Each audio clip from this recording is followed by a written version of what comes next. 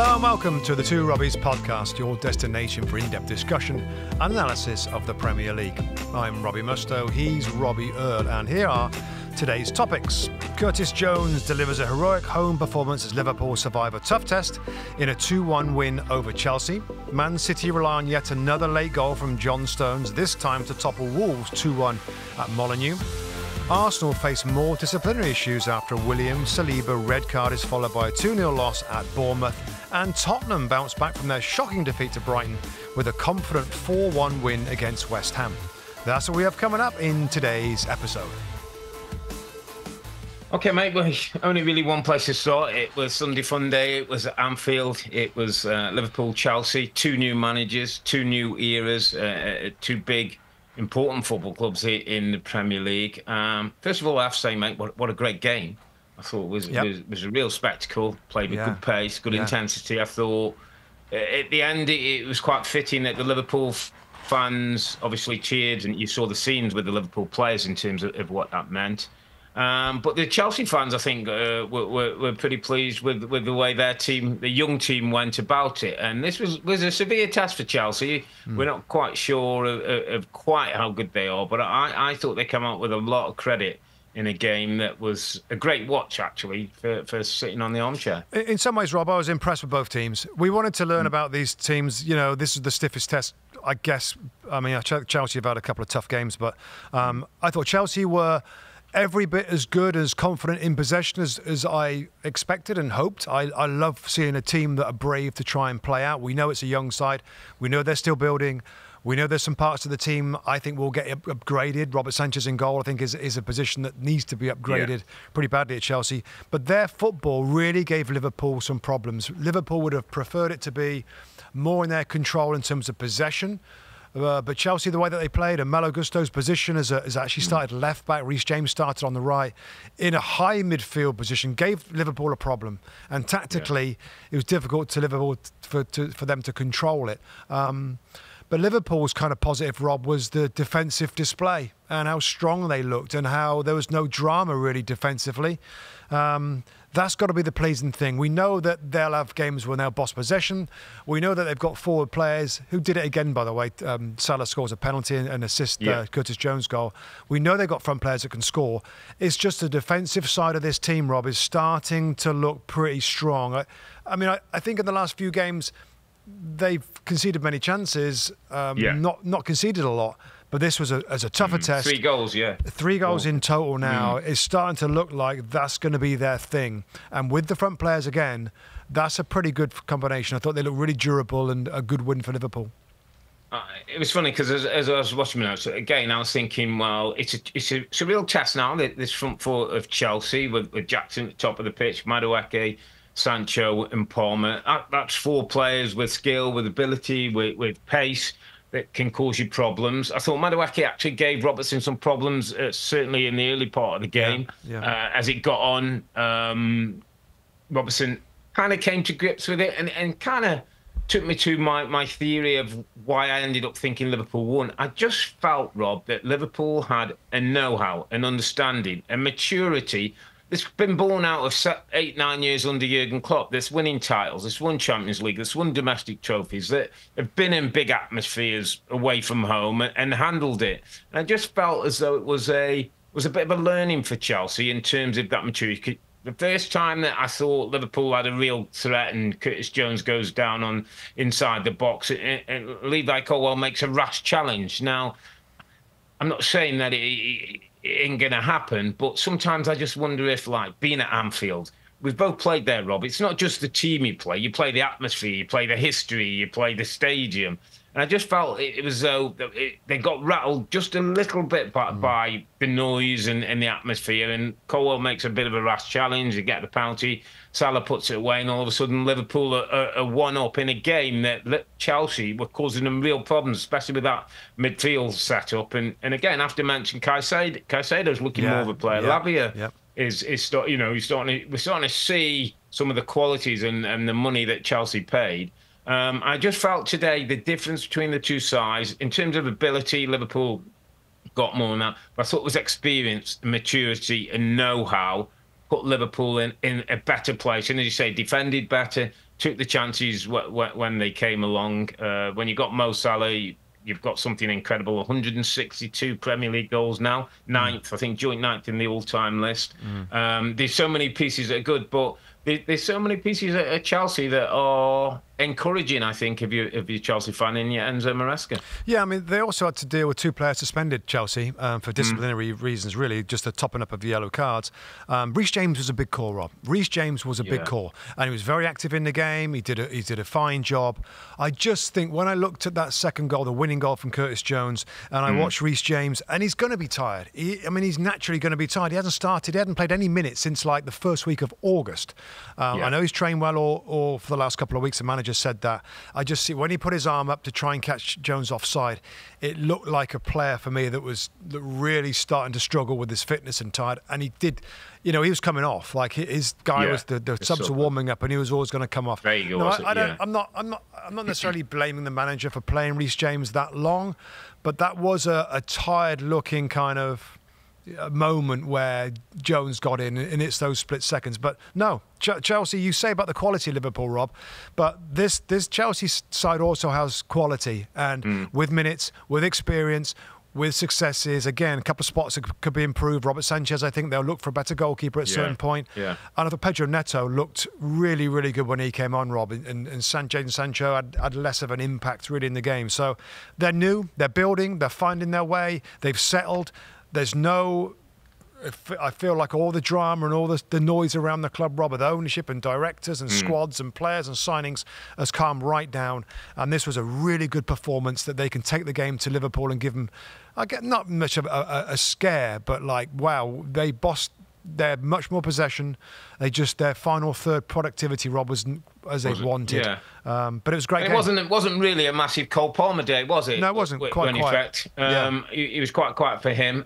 Just to address the Reece James, I think. Listen, the manager's obviously put him stress testing through training, and as we know, that's different. But you can do your physical work, you can do your gym work, you can do your endurance work. There's nothing quite like a game.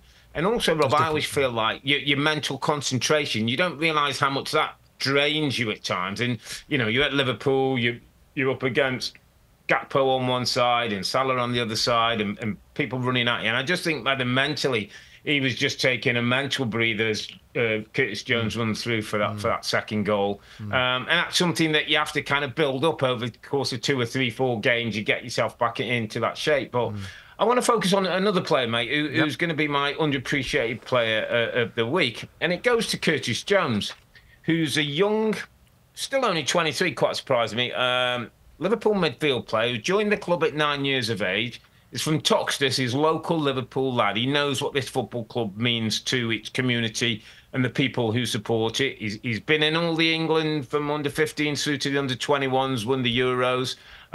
We've seen glimpses of Curtis Jones, and we've not really ever seen him have a sustained run. Now, I thought he affected the game in both boxes.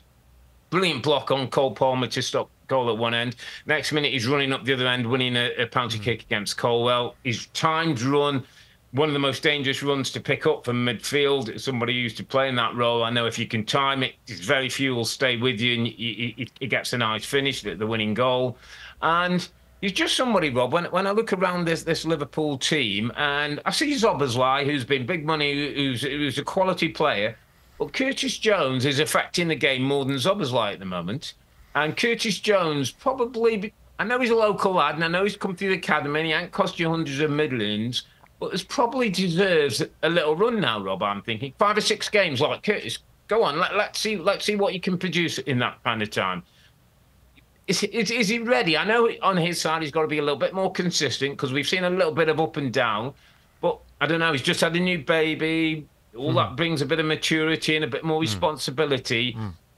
Could he become a fixture in an Arne Slot team? 100%. And we've got to remember that Arne Slot is known for, there's lots of evidence of this, of developing young players, making them better. I always, when I see a midfield three, Rob, and I've probably told you before, I worked under a brilliant manager, Terry Venables, that was an England national team manager, one of the best that we ever had. And he always said, as a midfield three, I want a tackler, and a basic passer at the bottom, like to intercept, to win the ball back, to protect the back four. I want a passer in this team. That's going to be Alexis McAllister. I want a goal threat. I want a goal threat. I want 3 different types of players in the midfield 3 in terms of the blend and the balance. Dominic Szoboszlai is not, he would be the goal threat in there, and he hasn't done it enough. Last year started well, this year started well, but not enough numbers. If Curtis Jones can develop and improve and focus on being a goal threat and get himself in the box many times like he did today, he almost got another penalty awarded when he collided with Robert Sanchez. If he can be an important run in the box, get some numbers, get some goals, he becomes undroppable, Rob. He becomes undroppable. And these young players that come through, and I've known it, I've lived it a little bit, they're always the easiest ones to drop for some of the bigger time players at the club. So I think it's a great shout, underappreciated, by the way. I think he had a brilliant game today, and I'd love to see McAllister, Jones and Gravenberch play a few games, let the kid continue for a little bit. So it's a good shout, and I thought that was the best. In terms of the lineups, really, the midfield was fascinating, and you could argue that Chelsea's midfield did a really nice job with Gusto as well, and you could also argue that the Gravenberch and Jones in particular did their job as well. It wasn't really a forwards game. In terms of like doing special things from both sides. It's a good shout, Curtis Jones, and well done, Liverpool. I mean, that's an incredible start, Rob. Like 10 wins out of his first 11 games in all competitions for Arne Slot, getting right up there. I think Pep won his first 10 out of 10. So it couldn't have gone much better, and this is the test that we wanted to see. And Arne Slot himself said, Rob, don't judge me yet. We've got some difficult games. Let's judge me another 4 weeks. Month, another month. But that's a good start in terms of durability and a really good win. Just on the Arne Slot thing, Rob, it kind of hit me today. It was about 65 minutes in the game. The game was bubbling. It was pacey. There was tackles going in. There was confrontations. It was a proper high-end quality Premier League game. And he got involved, Rob. I thought for just one moment, the mask slipped. He was having a go at the referee. He got his first yellow card. And I kind of liked it, Rob, because I thought he's been this kind of very confident, very quiet, very organised guy on the side of it. But there's fire in his belly, and he's got a steely fist, mate. And every now and then, any football manager has to be able to show a steely side to have the respect in the dressing room. I don't care how you do it, you've got to have it. And he's got it, mate. It came out at 60. He couldn't hide it when the game was in the balance. And I think that puts Liverpool in good stead. Listen, I don't think that they'll quite be ready to win a Premier League title. But if they're come turn of the year, they're still in decent shape.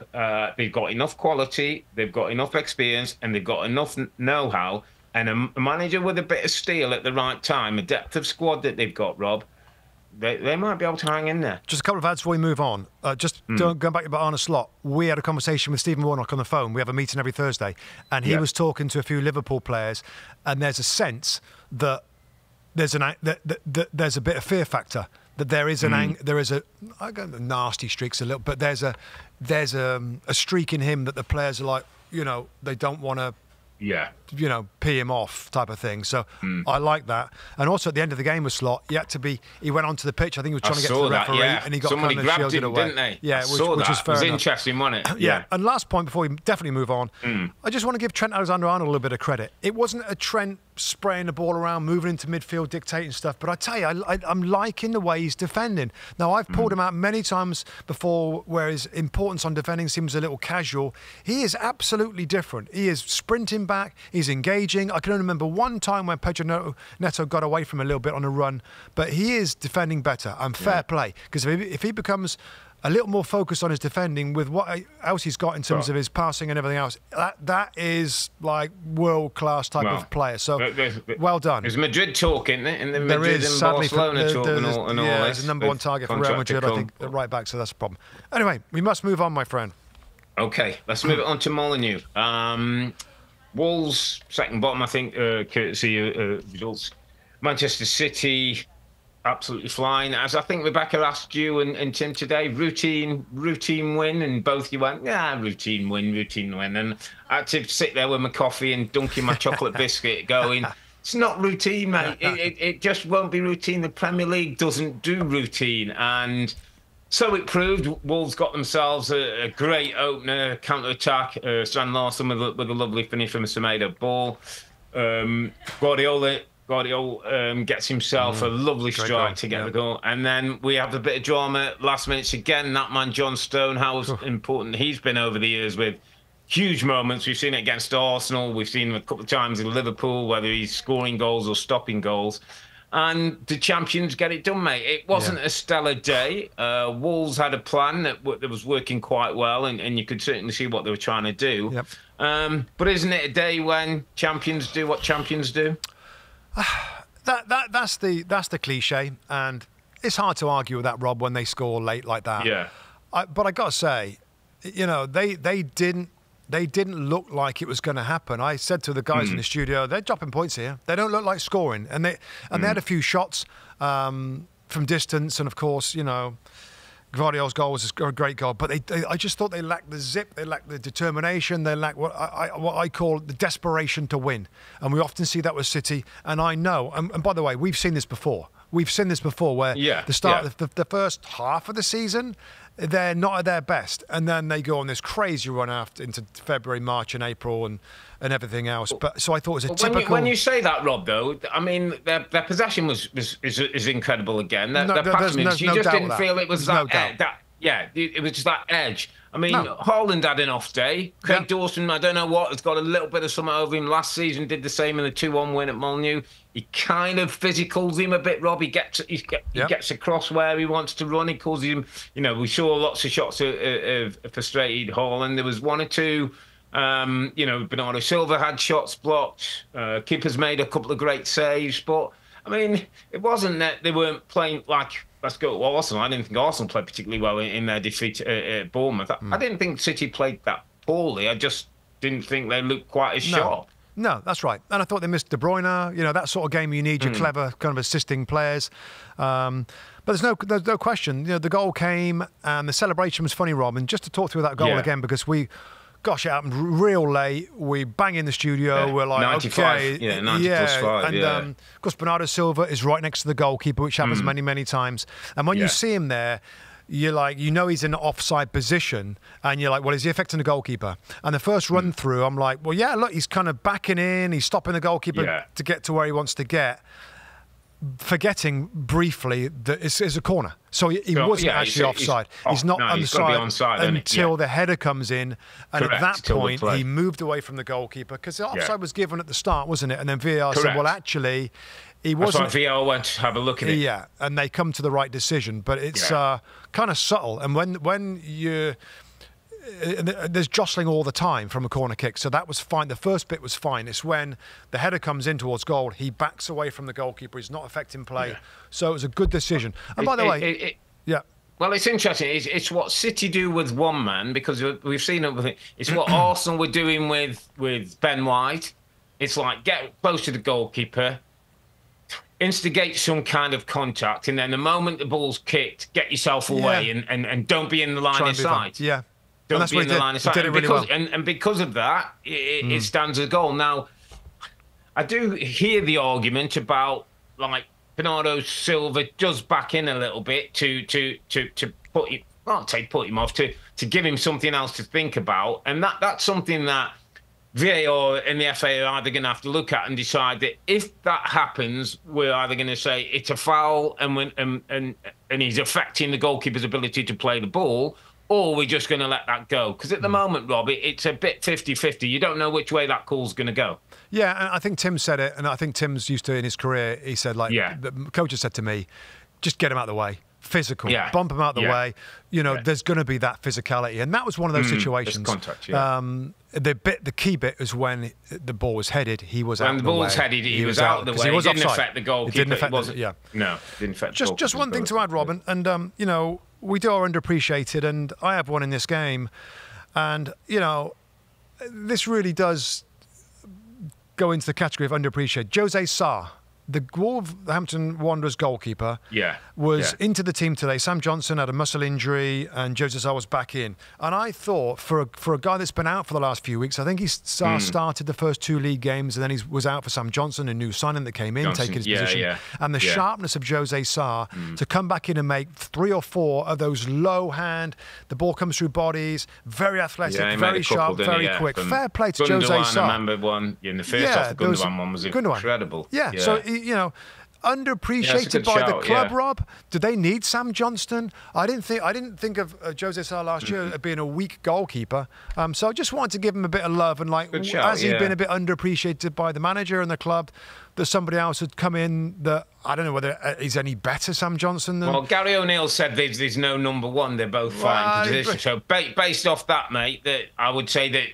Well, Jose Shaw should be playing the next game. Absolutely. And if he isn't, we're down the Ramsdale and Raya thing again there. One is number one and one's second fiddle. Yeah. So, it's a good shout. But I just felt it was City, mate. Again, the reason why at the start of the season, and we asked about the team, it's a reason why whatever cliche you have, they find a way, mate, and they get it done and they get the 3 points when others haven't.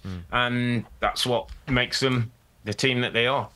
Okay, I'll tell you who didn't get it done today, Rob, and didn't play particularly well. Arsenal. That's the next game we're going to cover here. Yeah. But Bournemouth 2, Arsenal 0. Ryan Christie with that important goal on 70th when he arrives in the box. Substitute came into the game, I think. And then Clive penalty on 79. There was a William Saliba red card after 30 minutes. Manager said afterwards it's hard to win games when you're down to 10 men. Just quickly on some of those decisions. So the red card, we were checking our angles because the ball went over the top. It was, I look back and Robin, I always try and summarise if there's a way in doing it in quick points. And really, 4 mistakes from Arsenal cost them this game. The first one was from Leandro Trossard. I don't know. I think he was trying to play back to Gabriel. He gets the pass back all wrong. It loops over. And then it basically puts in Evan Nilsson into goal. That's one mistake. Saliba to quickly kind of pull the player down. And I know it's in the heat of the moment. I know it's hard to think about, well, he's still got a long way to go. Maybe I can catch him. Maybe our goalkeeper can stop it. That's mistake number 2. Mistake number 3 comes from Gabriel Martinelli. A 10-man down at 0-0. He has a great chance to score 1-0. He doesn't. He hits it too close to the goalkeeper. Kepa makes a good save there, and then the 4th one is Kivior for the pass back. Pass. Gets so the penalty. Four bad decisions, stroke mistakes, were the story in this game. First of all, no problem with a red card, Rob. No, absolutely no problem. Evan Nilsson is going to get onto the ball. Yeah. He's going to be running to goal. We saw the shot from Raya that was important to see that he couldn't come, so he has to back off. So I don't care. Ben White's going to be at least 5 yards behind him. Evan Nilsson's running at goal. Yeah, it's denial of a goal score. He's going to get a shot. Doesn't matter whether he scores, whatever. And so it's a red card, mate. I didn't think there was a lot in that. And I thought Mikel Arteta, in his own way, accepted that actually it was a red card. I agree with you. I thought this was about a day of mistakes for Arsenal. And the mistakes have cost them. And while it goes down as an L, a big L for them, I think the L must stand for learning as well as a loss because they didn't particularly play well, Rob. We can have, before Saliba goes off, they didn't particularly play well. I thought the midfield was very average. I thought Bournemouth got about them. Yep. Saliba goes off near down to 10. Obviously, it's more difficult. Obviously, it's a decent side. But I don't think we're also giving Bournemouth enough credit. I think they're aggressive. They've got a good interchange of players. They've got a good understanding of what a manager wants from them. Arsenal get outdone by a set piece, which is a beautiful corner kick routine, mate. It's an absolutely beautiful corner kick routine, Ryan Christie. Yep. Then they get the penalty courtesy of mistake. And it's one of those situations, Rob, where I looked at Earle and he made 3 subs at 63 minutes. Christie, Sinisterra and Kluivert came on. 2 of which scored goals. 1 got penalty, 1 got a free kick goal. If you remember at Everton when they were 2-0 down, he made 3 substitutes that game. People came on and won them the match. This guy is a smart coach who sets his team up well. They play good football. They're a difficult team to play against. They're a difficult team to work out. They change their tactics sometimes depending on the opposition. They make it difficult for you to play out. And I thought they were brilliantly coached. I thought they deserved the win. Yes, it might have been different if Arsenal had kept on 11 men, and we'll never know what that was. But we saw how City struggled against Arsenal when they were down to 10 men. Well, Bournemouth, made enough chances, and I thought had a good threat from around the pitch. And I think they deserve more credit than just talking about the defeat for Arsenal. Absolutely right. I mean, if I go through the Bournemouth team, it doesn't look a very good team on paper, Rob. It's so well coached and they're so grooved and they use the width of the field so well. I mean, you know, like Tavernier and Semenyo's a really good player. Ouattara got a start on the right-hand side. You know, Evan Nilsson's kind of still settling in. And yet, you know, it's funny because, you know, sometimes we did a piece of Gary Neville as a slot now on our Sunday shows, and he kind of was like disappointed with Arsenal and said, really, if you're going to be title challengers or win a title, you should win there with 10 men. I know, obviously I know what he's meaning there, but this was a difficult game. Bournemouth are pretty good, and with that extra man, the way that they play, it forced Arsenal back. They couldn't get on the front foot. Because some teams against the weaker sides who aren't good at keeping the ball, they give it the ball back, and even if you've got a man less, you keep getting it back, and you find ways to dominate and maybe score a goal. So, yes, in an ideal world, Arsenal would go to Bournemouth and win with it. I know what he's trying to say, but there's some good teams. There's some good individuals, mate, in these teams who can hurt you. And if you're well coached as they are and well set up, and I tell you what, I got to mention somebody, Rob, who you'll not have mentioned, and nobody will mention in 100 years. Lewis Cook was very close to being my underappreciated performer of the week, mate. Lewis Cook, a little midfield player who sits in there, who wins a ball, who gets across, who gives it to other players. And for all the talent, for the Rices and the Molineaux and the Parties, I thought he was the best midfield player on the park yesterday for Bournemouth. And he was very close getting my underappreciated apart from Curtis Jones today. Last thing, Rob, before we move on, Arsenal, discipline. So that's three red cards now, 2 kicking the ball away. In 8 games. Now, we had this kind of earlier in Arteta's reign with discipline, and he seemed to clean it up. David Luiz and Martinelli, remember, getting sent off and... Yeah, so is this a problem? Is this got to be nipped in the bud? Is it just a kind of one-off where they you know, with the kicking the ball away and all that? Is it something he's got to clamp down on, Rob, or is this just an anomaly? Well, all I would say is if it's something that continues, they can't win the league. They can't. No. You can't win the league doing that. So obviously straight away, Rob, I went looking at how many times has other people. Manchester City have never had three players sent off in the season, winning the title. Never had 3 players sent off.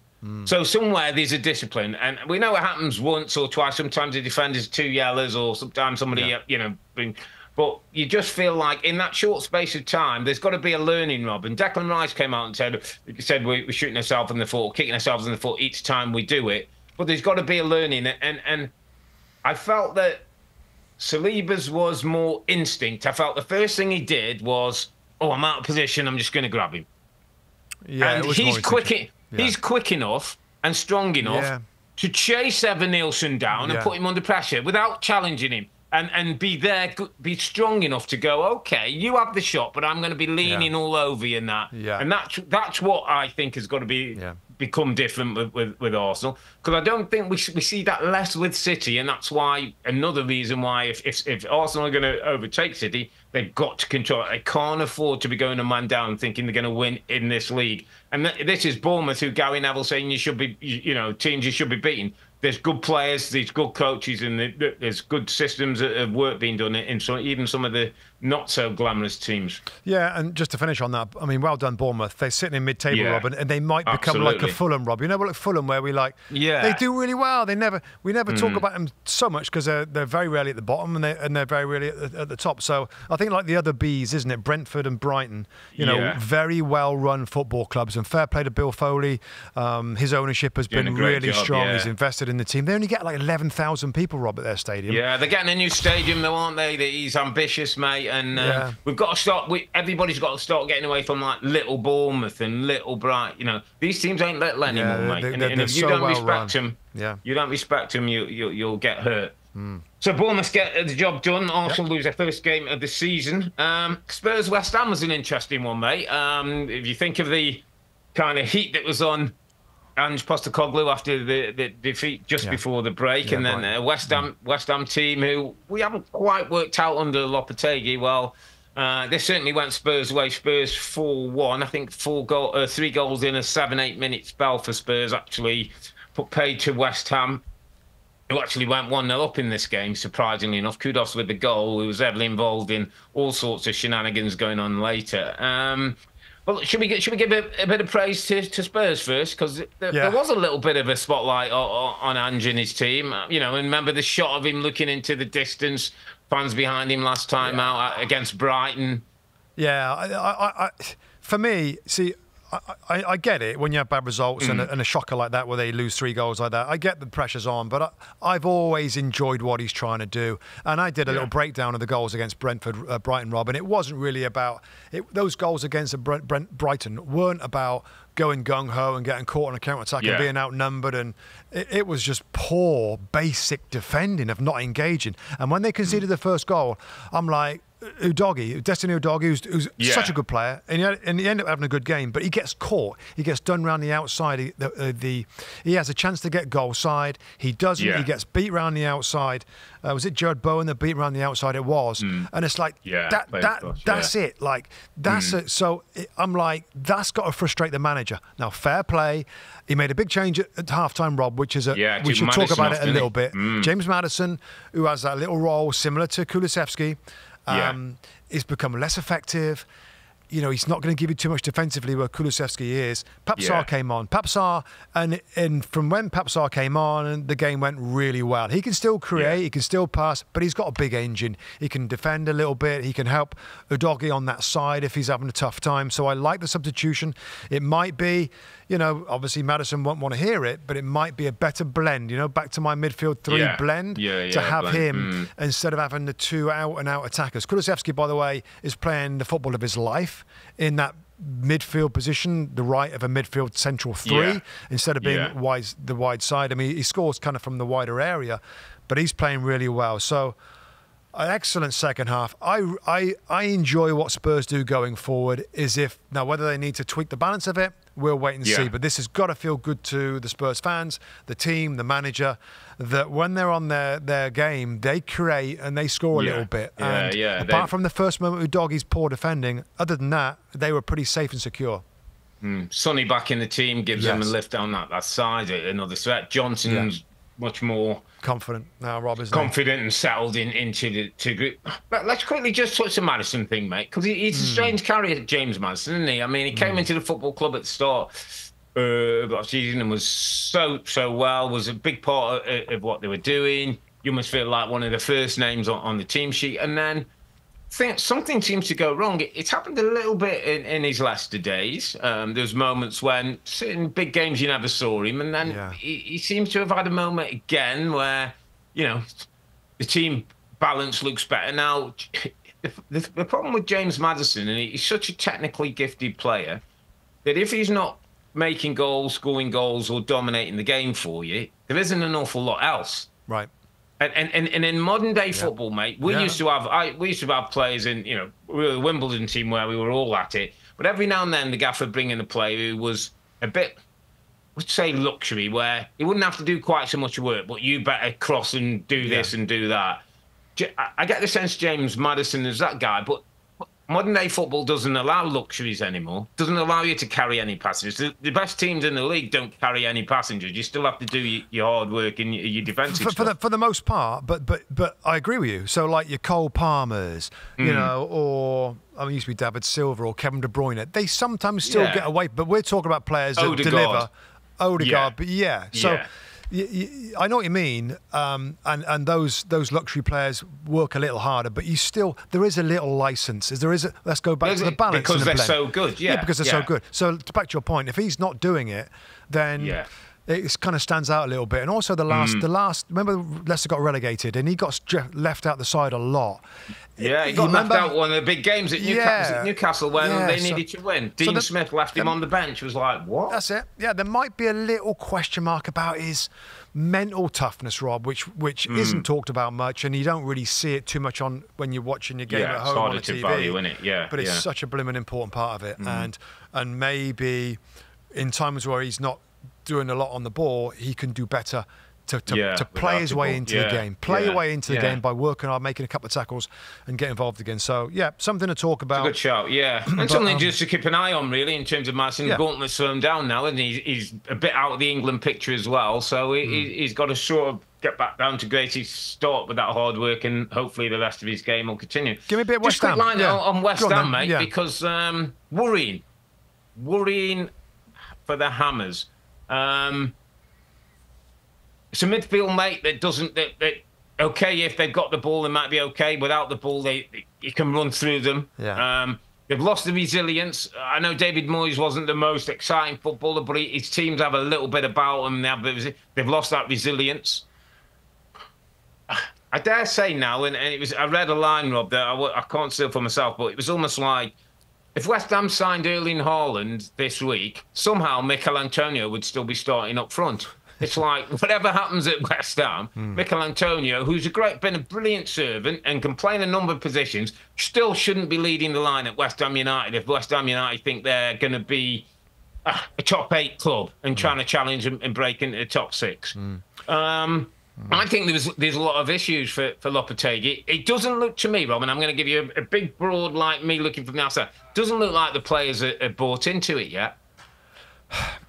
Yeah, maybe. I'll tell you what I would say on the positive side. I do like the fact that they're settled defensively. And by the way, I can't disagree. Second half, really poor West Ham. First half looked pretty comfy. Yeah, looked pretty comfy. We know they got a little bit of talent, on counter attack. Second half disappointed me.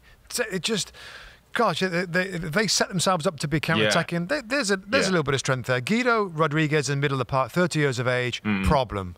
That's just a problem. Can't get around the pitch. He can't get around. Thomas Souček will help, of course, and Paquetá at times comes back, but he's more of a talented player. But I do like the fact that they've got a back four now, Rob. Aaron Wan-Bissaka, Todibo's done very well. Max Kilman's a very good central defender in Emerson. Not mega elite, but that's a decent back four. I don't mind. That needs a bit of protection, though, Rob, doesn't it? Yes. So there's more work. There's more work to be done. Before we forget, let's talk about Mohamed Kudus. He scores a goal, I think, in the 19th minute. And then second half, maybe out of frustration, I mean, he punches he slaps a couple of people in the face. He kicks it. Well, he kicks it at Van der Ven twice. Then he pushes him in the face. And then Papsar gives one as well. Papsar, I mean, he's looking at a long ban, mate. Do you think they'll add extra games to that? I think they'll add a game. They'll add a game to that. Yeah, he was out of control. He was out of control. He's putting his hands in somebody's face. You can't just allow that to happen. And it smacks of frustration to me. I don't know if he feels he's being inhibited. He's not playing in the right role, or I don't know. But not a good look for him, not a good look for West Ham. They're going to miss him for a load of games, and he's an important player, Rob. He's a good player. Yeah, he's a good player. For me, score goals. There'll be a little bit of heat that comes on Lopetegui. I hope it's not too much heat. He is new. It's a very different style to David Moyes. Absolutely. Give him some time. He's trying to pull this team together. There has been moments this season. I guess they're now kind of well into the bottom half of the table, but that was a difficult game at Spurs, and they proved they're not quite ready. But I think you're right. Protection in midfield wasn't good enough, and just very slow and passive in the second half. But fair play to Spurs, Rob. That's a good bounce back from that Brighton loss. Okay, mate. We're going to get to a few of the games. We'll rattle through these. But 10 o'clock window Saturday. I watched this game, Manchester United Brentford. Obviously, there's always talk about Manchester United. There's always talk about Ten Hag. It's interesting. The Brentford team who scored 3 goals in the first couple of minutes of games had a brilliant chance, mate. 2 minutes in, Sade, the cross comes in from the left-hand side. Sade somehow doesn't get a good contact on the ball. Otherwise, it could have been an interesting start at Old Trafford. To that point, though, that they get a goal a couple of minutes just before half-time. Ethan Pinnock with a header from a corner kick, which had a little bit of controversy about it. De Ligt was off the pitch getting treatment for a head injury that he got. I'll come back to that because, to be honest, second half, I've got to say, credit to Ten Hag, credit to Manchester United. Much better, Rob. Bigger appetite. Got goals set through the likes of Garnacho and Højlund, young players who are the future, really, of what you're looking for. I thought the team managed the game better. didn't look like it was as big a threat from Brentford. And we got a bit of reaction, Rob, and we haven't always said that about Manchester United. Very close to my two underappreciated would have been Lewis Cook and Curtis Jones. Was Marcus Rashford, by the way, mate. Let me tell you, Marcus Rashford was excellent. Good for him. Excellent in all areas of the game, whether he was defending and getting himself back, when he was assisting for the Garnacho goal. I thought he was excellent. And you know, he deserves a bit of credit for that, because he's been getting a lot of stick and it's been a tough time. But the De Ligt thing, Rob, was really interesting. So he gets a bang on his head from Sade in about 10, 12 minutes of the game. It's one of those where it's in the top of his head and it's bleeding a lot down his side of his face and onto his neck. So he goes off initially, has treatment, comes back on. Blood keeps coming. The referee, as they have to do, has to send him off, say, you need to go and deal with that, stop the blood coming down. He goes off again. He goes off a third time, my friend, just as Brentford have a corner kick, because the referee says, I can't leave you on the pitch with all that blood. It's during that time he's off the third time that Pinnock scores the goal. Now, Dalot gets away with murder, because Dalot's picking him up and should do a better job. But I'll tell you who I thought got away with murder. The medical team at Manchester United put something on his head, wrap it up to stop him bleeding and keep him on the pitch till half time. Didn't he get one of those, like the wrap it? You know the old Pudsey or the old teddy bear where you put the big wrap on and didn't get one of those, did he? He got a little bit of Vaseline or whatever on the top of his head, mate, and it was the worst medical job you've ever seen. And Erik ten Hag got himself booked, and Ruud van Nistelrooy for having to go at the fourth official saying that De Ligt was off. I'd have been having to go at my medical staff saying, sort his head out once and for all, get him till half time, but leave him on the pitch. Stitch him up. We used to get stitched, didn't we? Yeah, but leave him on the pitch so we can deal with the corner, so we're not 1-0 down. But fair play to Manchester United, fair play to Erik ten Hag, deserve a lot of credit. Got the result in the end. Højlund with a beautiful finish, mate. Lovely striker's finish after a flick from Bruno Fernandes. So Garnacho gets a goal, Højlund gets a goal, Ten Hag gets 3 points, and all's rosy at Old Trafford. Apart from Sir Alex Ferguson wasn't at the game, which was a little sad, and obviously, you know, I hope this isn't going to end badly for the great man at the football club. Those are very sad. Just a couple of ads, Rob, from me.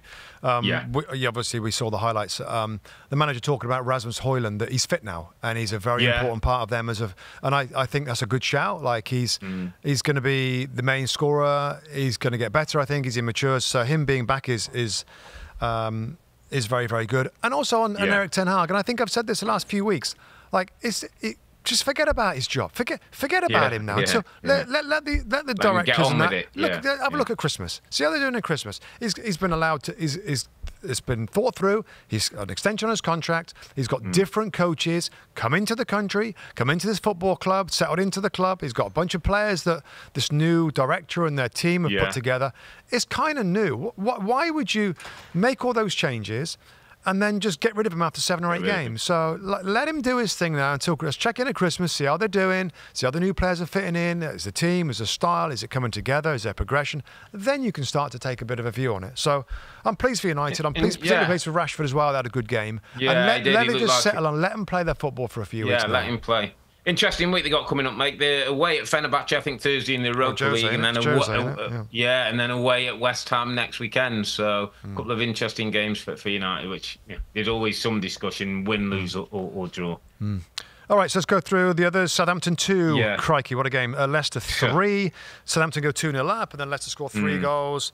Jamie Vardy again. As long as Jamie Vardy is fit and playing for Leicester City, it gives them a chance. They got a chance. They got a chance. He's such a hungry. He's a brilliant goal scorer. I mean, that's a killer for Southampton, though, isn't it? Goodness. It's an absolute killer, mate. Yeah, and the manager, Russell Martin, Martin's come out again, and he's blamed somebody, hasn't he, as well? I think he said it's somebody's fault he didn't name them, but somebody hasn't done the job. So, it's really disappointing result for them. But great comeback for Leicester. But, back-to-back results. Fulham 1, Villa 3. Fulham go 1-0 up through Raul Jimenez. And then this Aston Villa team, mate. They're flying, mate. They're flying. I said at the start of the season that he'll handle the 2 competitions, this guy. I'm telling you. This squad's deep, and this guy knows what he's doing. Wow, it's going to be interesting. I still think it'd be remarkably hard to stay there, but you can say nothing more than they are right now. They're 4th place. They're 4 points off the top, Rob. And listen to the radio as I drove home from studio yesterday. somebody talking about what Villa and they're right there. You can't discount Villa having a title challenge at some point with the way that they're playing. Incredible, isn't it? But absolutely right to give them a little bit of love. I mean, it's remarkable what they're doing right now. I know you're a big believer in the manager and what they can do in terms of finishing in the top 4 a game, which I think, gosh, with those big games, but they are buzzing. They're flying. They beat Bayern Munich. Yeah, absolutely flying. Yeah, good Ollie players. Watkins getting goal. Morgan Rogers keeps week on week, mate. He keeps to get better and better. Yeah. Okay, talk to me about Newcastle, mate, because you watched this one on the 10 o'clock, and I'm thinking, Newcastle at home, Isaac's back in the team. It's probably going to be 3 points. I know Brighton can be a difficult side, but not the way it went. No, I mean, Newcastle had a really strong team out.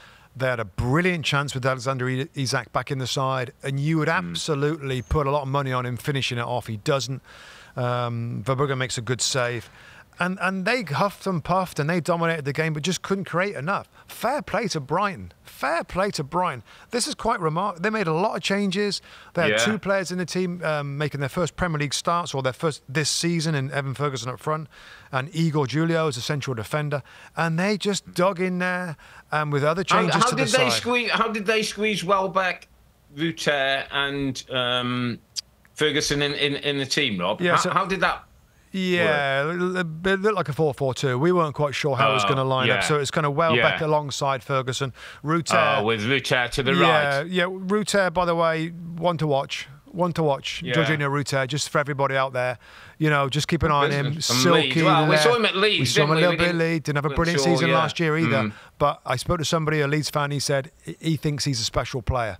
We'll see. Oh, wow. They get a lot of those, Brighton. Don't make many mistakes, do they? Yeah. No, he played wide right, and Ayari, another young player. I mean, the young players they pick up is remarkable. What a result that is at St James's Park. Yeah. You know, of all the results in the games, that's right up there with being the best performance there when you can go to St James's with a changed team against a strong Newcastle that are ready and fired up. Brilliant result for Fabian Hürzeler again.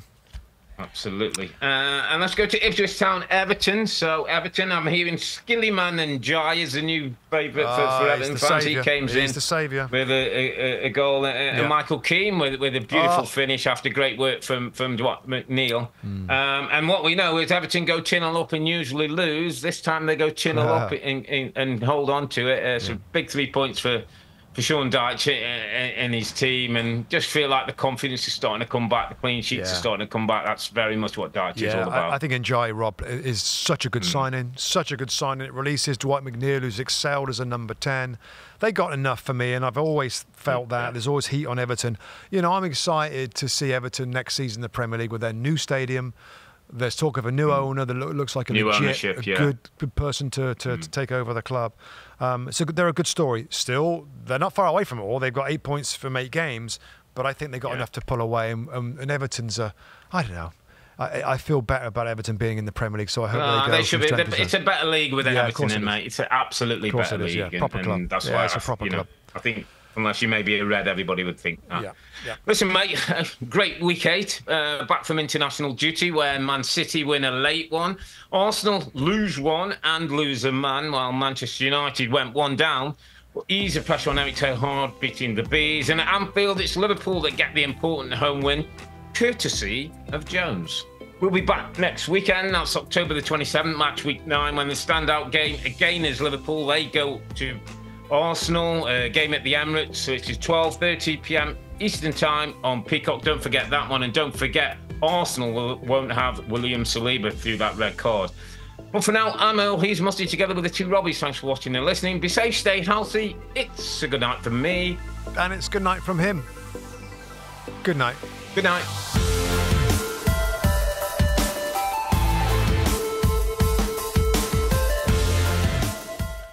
Hi there, I'm Rebecca Lowe, studio host of NBC's coverage of the Premier League. Don't forget to hit subscribe to watch more videos all season long. And if you want even more Premier League content, from original series to live matches, head over to Peacock.